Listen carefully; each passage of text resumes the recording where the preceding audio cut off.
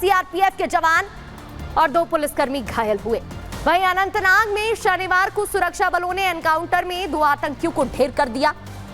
इधर शाहगुज लाड़नू के जंगलों की बात करें तो वहां सुरक्षा बलों और आतंकियों के बीच लगातार एनकाउंटर की खबरें जारी हैं। बांदीपोरा में आतंकी और सेना आमने सामने आ गए। शुक्रवार रात को बड़गाम में आतंकियों ने गैर कश्मीरियों पर हमला किया। ये तस्वीरें आप देख रहे हैं, हाल ही की घटनाएं लगातार सामने आ रही हैं। तो इसमें यूपी के 2 लोग घायल हुए हैं जिनका अस्पताल में इलाज भी चल रहा है। लगातार कश्मीरियों पर, हिंदू कश्मीरियों पर, गैर कश्मीरियों पर, वो लोग जो बाहर से आकर रह रहे हैं उन पर हमले हो रहे हैं। जो आतंकी हमारे देश में आतंक फैलाना चाहते हैं, जो आतंकी जम्मू कश्मीर की फिजा में जहर घोलने का काम कर रहे हैं, जिन्हें घाटी की शांति रास नहीं आ रही है, वो हमले कर रहे हैं। तो ऐसे आतंकियों को भारतीय सेना जहन्नुम पहुंचाने में लगी है दर्शकों। लेकिन हमेशा की तरह नेशनल कॉन्फ्रेंस के अध्यक्ष फारूक अब्दुल्ला ने आतंकियों की ढाल बनकर एक बयान दिया। खड़े नजर आ रहे हैं जब हमारे जाबाज जवान अपनी जान पर खेलकर आतंकियों को मार रहे हैं, तो फारूक अब्दुल्ला क्या कह रहे हैं? फारूक अब्दुल्ला को ये पच नहीं रहा है, तभी तो उनका बयान सामने आया। वो ना सिर्फ विवादित है बल्कि नेशनल सिक्योरिटी के लिए खतरनाक भी है। आपको बता दें क्या बयान दिया गया है, ये भी आपको बताएंगे। उन्होंने अपनी ही एजेंसियों पर शक जताया है। लगातार हमले बढ़ते जा रहे हैं, जिसके बाद क्या बयान उनका सामने आया बताते हैं आपको। एजेंसी पर शक, एनसी अध्यक्ष फारूक अब्दुल्ला का ये बयान। आतंकियों को जान से मत मारो, फारूक अब्दुल्ला ने कहा। मारने के बजाय आतंकियों को अरेस्ट करो, उन्होंने कहा, ताकि आतंकियों से यह पता लगाया जा सके कि इधर उमर सरकार को अस्थिर करने की साजिश रची जा रही है क्या? ये सवाल पूछा है। आतंकी हमलों के पीछे कोई एजेंसी तो नहीं है, ये सवाल पूछा है। यानी फारूक अब्दुल्ला को लगता है एजेंसी हमले करवा रही है, अपनी ही एजेंसियों पर शक कर रहे हैं। जवानों की शहादत के पीछे एजेंसियों पर शक हो रहा है। वो जवान जो लगातार सरहद पर जुटे रहते हैं हमारी सुरक्षा के लिए, उन्हें चिंता उनकी नहीं है, उन्हें चिंता अपनी सरकार की है। रिपोर्ट देखिए। एजेंसी तो पीछे नहीं है जो उमर अब्दुल्ला को डिस्टेबलाइज करना चाहती। इस बात को जरा ध्यान से सुन लीजिए। हाँ, ये सब एक क्राइसिस पैदा करने की कोशिश कर रहे हैं। एक एक शब्द पर अच्छे से गौर कर लीजिए। कोई ऐसी एजेंसी तो पीछे नहीं है जो उमर अब्दुल्ला को डिस्टेबलाइज करना चाहती। सोचिए, हिंदुस्तान की संसद में बैठने वाला एक सांसद ही अपने देश की एजेंसियों पर शक कर रहा है। अपने जवानों की शहादत का जिम्मेदार अपनों को ही बता रहा है। फारूक अब्दुल्ला अब तक तो पाकिस्तान परस्त बयान देते आए हैं। आतंकियों के प्रति उनका सॉफ्ट कॉर्नर भी कोई नहीं भूला, मगर इस बार तो हद ही कर दी। अगर वो पकड़े गए ना जो ये कर रहे हैं, पता लगेगा कौन कर रहा है। मारना नहीं चाहिए उनको पकड़ना चाहिए। कोई ऐसी एजेंसी तो पीछे नहीं है जो उमर अब्दुल्ला को डिस्टेबलाइज करना चाहते हैं, डिस्टेबलाइज करने की कोशिश कर रहे हैं।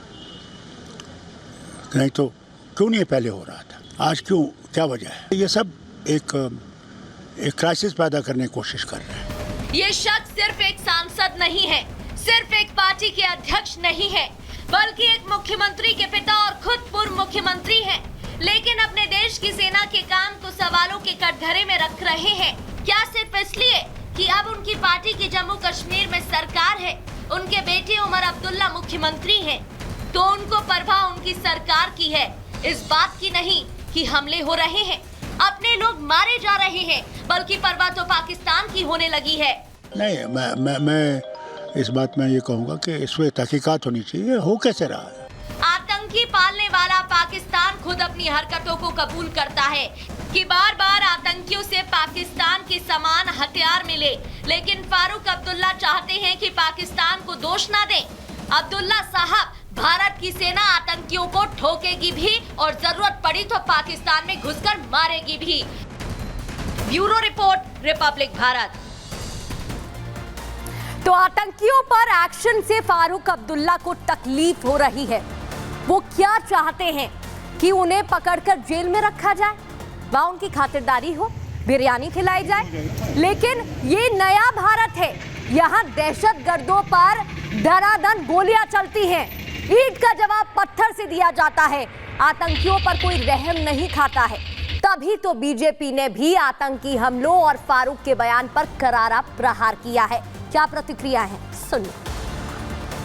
ये तो आप जानते हैं कि पहले कितनी आतंकवादी वारदातें होती थी, अब तो बहुत ये कहा जाए कि अब पहले के कंपैरिजन में बहुत ही नगण्य हुई हैं और हमारी सिक्योरिटी फोर्सेस पूरी तरह से सजग हैं और ऐसी परिस्थितियां वहां पर पैदा होंगी कि फिर आतंकवादी वारदातें पूरी तरह से वहां से समाप्त होंगी और जम्मू कश्मीर का तेजी से डेवलपमेंट भी होगा।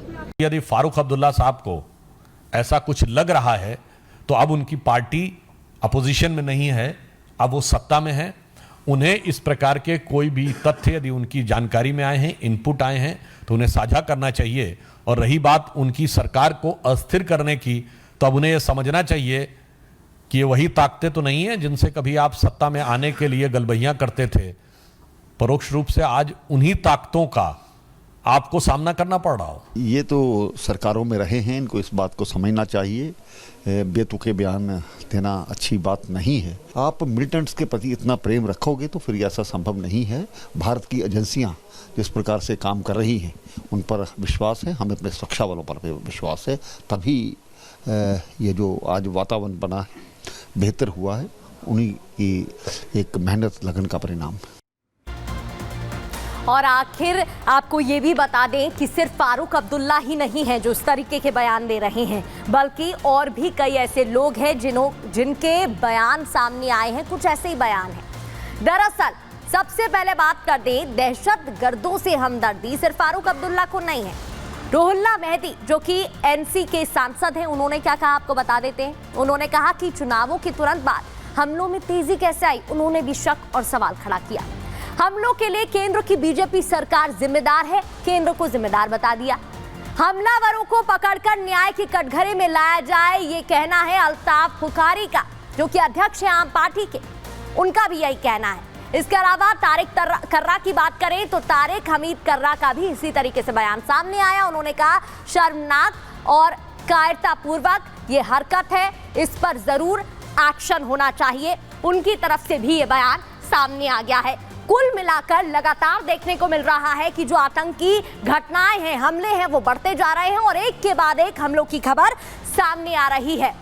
तो एक्शन तो होगा ही और हो भी रहा है। याद है ना वो तस्वीरें जब भारतीय सेना ने आतंकियों के खिलाफ अखनूर में BMP-2 यानी आम भाषा में टैंक उतार दिए थे, जिसकी तस्वीरें आपकी स्क्रीन पर देख रहे हैं, जिससे आतंक के आका भी थर्रा गए थे और आतंकियों की भी जान हलक में आ गई थी। यानी कि जमीनी तौर पर भी, आसमान से भी, हर तरीके से आर्मी एक्शन मोड में है।